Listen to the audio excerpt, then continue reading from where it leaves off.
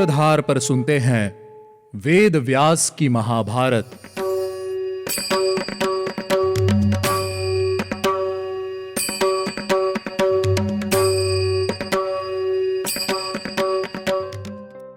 स्वागत है आप सभी का वेद व्यास की महाभारत के 30वें एपिसोड में। मैं आपकी सूत्रधार मान्या शर्मा इस एपिसोड में आपको बताऊंगी कि क्या वसु महर्षि वशिष्ठ की गौ को ले जा पाएंगे और क्या ऐसी ही इच्छा रखने के कारण वसुओं को महर्षि वशिष्ठ के द्वारा शाप मिला था। लेकिन इससे पहले चलिए लेते हैं एक छोटा सा रिकैप। पिछले एपिसोड में हमने शांतनु और गंगा के विवाह की कथा सुनी। विवाह के बाद राजा शांतनु और देवी गंगा के 7 पुत्र हुए, जिन्हें गंगा ने जल में डुबोकर मार दिया।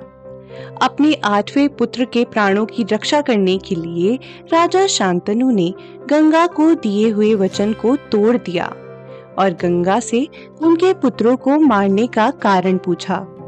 गंगा ने शांतनु को वसुओं की कथा सुनाई और बताया कि उनके सभी पुत्र वसु देवता थे, जो महर्षि वशिष्ठ के शाप के कारण मनुष्य योनि में जन्मे थे।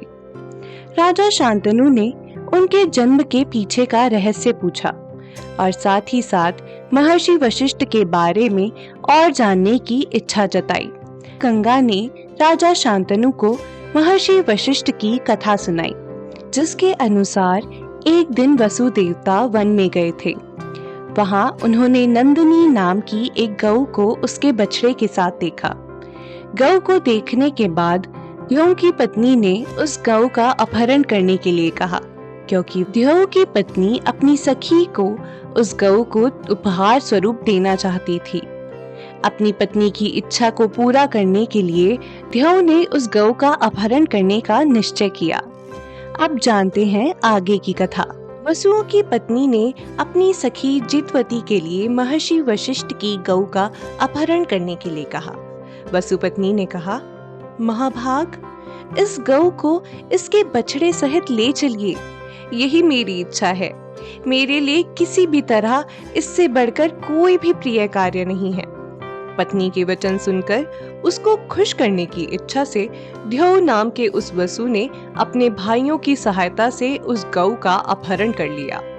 उस समय वे ऋषि के क्रोध से आने वाली उस विपत्ति को भांप नहीं पाए, लेकिन कुछ ही समय बाद महर्षि वशिष्ठ फल फूल लेकर अपने आश्रम लौट आए। आश्रम लौटने के बाद उन्हें अपनी गौ कहीं भी दिखाई नहीं दी। काफी देर इंतजार करने के बाद भी जब गौ और उसका बछड़ा लौटकर नहीं आए, तो सभी उस गौ को ढूंढने के लिए वन में चले गए।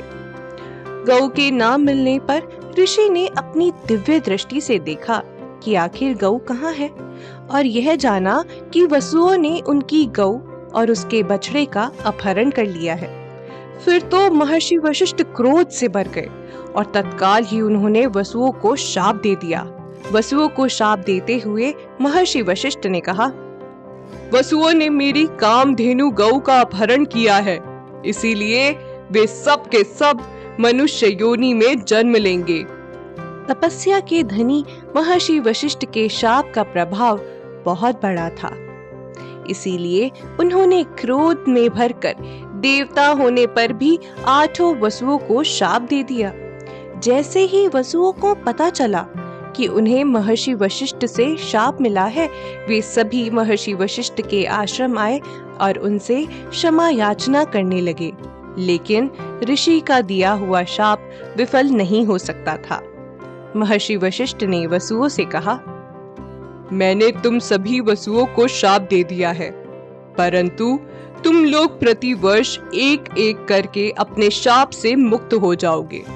लेकिन ये द्यौ, जिसके कारण तुम सबको शाप मिला है, मनुष्य लोक में अपने कर्म अनुसार दीर्घ काल तक निवास करेगा। ये मनुष्य लोक में संतान की उत्पत्ति नहीं करेगा और स्त्री संबंधी भोगों का परित्याग करेगा। गंगा ने कहा, तब वे सब वसु एकत्र होकर मेरे पास आए और मुझसे याचना की और मैंने उनकी याचना को पूरा किया। उन्होंने ही मुझसे याचना की थी कि जैसे जैसे उनका जन्म हो वैसे वैसे ही उन्हें मैं जल में डुबा दूं। मैंने उन्हें उनके शाप से मुक्त करने के लिए ही यह सब किया था। राजन, आपका यह जीवित पुत्र ध्रुव है। महर्षि के शाप से ये दीर्घ काल तक पृथ्वी लोक पर ही निवास करेगा। मेरा यह पुत्र देवव्रत और गंगादत्त के नाम से विख्यात होगा। आपका यह बालक गुणों में आपसे भी बढ़कर होगा। आपका यह पुत्र शिशु अवस्था में है, इसीलिए अभी मैं इसको अपने साथ लेकर जा रही हूँ। जैसे ही आपका ये पुत्र बड़ा होगा, ये आपके पास वापस आ जाएगा और आप जब मुझे बुलाएंगे, मैं आपके सामने उपस्थित हो जाऊंगी। ये सभी बातें कहकर गंगा अपने पुत्र के साथ अंतर्ध्यान हो गई और वापस अपने स्थान पर लौट गई। राजा शांतनु के पुत्र का नाम देवव्रत हुआ। कुछ लोग उसे गांगेय भी कहते थे। ध्यो नाम वाला वह वसु शांतनु का पुत्र होकर गुणों में उनसे भी आगे बढ़ गया। दूसरी तरफ राजा शांतनु दुख से व्याकुल होकर वापस अपने नगर को लौट गए। राजा शांतनु गुणों की खान थे। सभी राजा उनके राज में खुद को रक्षित मानते थे और इसीलिए सभी राजाओं ने उन्हें सम्राट के पद पर नियुक्त कर दिया। राजा शांतनु पूरी निष्ठा के साथ अपने कार्य में लग गए और अपनी प्रजा का पालन पोषण करने लगे।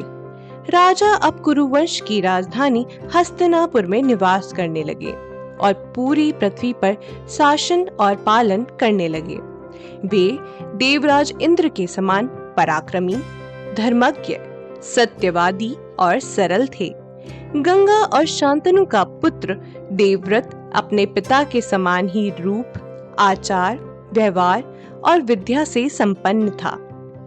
पिता और पुत्र का मिलन कब और कैसे होगा, ये जानने के लिए आपको सुनना होगा हमारा अगला एपिसोड। अगर आपके मन में कोई भी सवाल है तो आप हमारे इंस्टाग्राम हैंडल माय सूत्रधार पर अपनी क्वेरी हमारे साथ शेयर कर सकते हैं। साथ ही साथ आप ऐसी ही अनोखी कथाओं को सुंदर चित्रण के साथ अपने मोबाइल फोन पर देखना और सुनना चाहते हैं तो हमारी सूत्रधार ऐप को आज ही डाउनलोड कीजिए और घर बैठे इन कथाओं का आनंद लीजिए। चलिए मिलते हैं आपसे अगले एपिसोड में। तब तक के लिए आप हमारी सूत्रधार ऐप का आनंद लीजिए और हमारे वेदों से जुड़ी कहानियों को देखते और सुनते रहिए। मैं आपसे मिलूंगी हफ्ते में 2 बार, सोमवार और शुक्रवार। अगर आपको हमारा एपिसोड पसंद आया है तो इसे डाउनलोड कीजिए, रेट कीजिए और ज्यादा से ज्यादा शेयर कीजिए।